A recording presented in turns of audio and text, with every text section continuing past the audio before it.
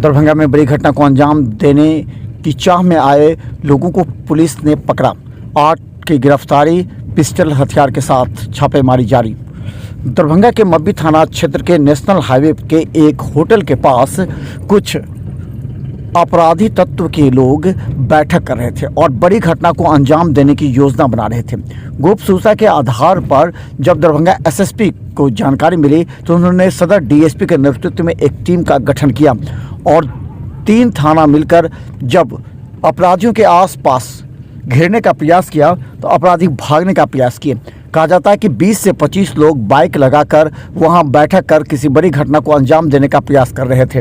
इसके बाद पुलिस ने खदेड़ कर 8 लोगों को गिरफ्तार किया, बाकी भागने में सफल हुए।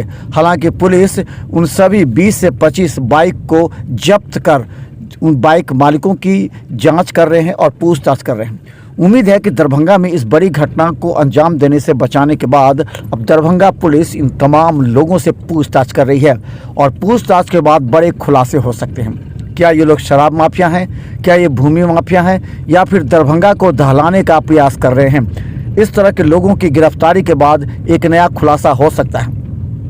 आज दरभंगा के सदर डीएसपी अमित कुमार ने सीधा मब्बी थाने पर इस बात की जानकारी देते हुए कहा कि ये अपराधियों के द्वारा बड़ी घटना को अंजाम देने का प्रयास किया जा था, लेकिन पुलिस सचेत थी और मौके पर इन लोगों को पकड़ लिया। हालांकि इन लोगों के पास से हथियार भी बरामद हुए हैं और 20 से 25 बाइकें पूछताछ की जा रही है। क्या था सर, पूरा मामला क्या है?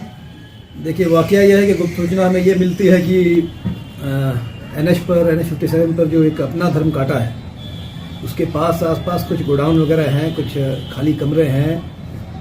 सूचना ये मिलती है कि वहाँ 10-20 लोग बैठे हुए हैं और किसी बैंक डकैती वगैरह की योजना बना रहे हैं। ऐसे कोई बड़ी घटना को अंजाम देने के लिए योजना बना रहे हैं। 10-20 लोगों ने कुछ के पास आर्म्स दी है।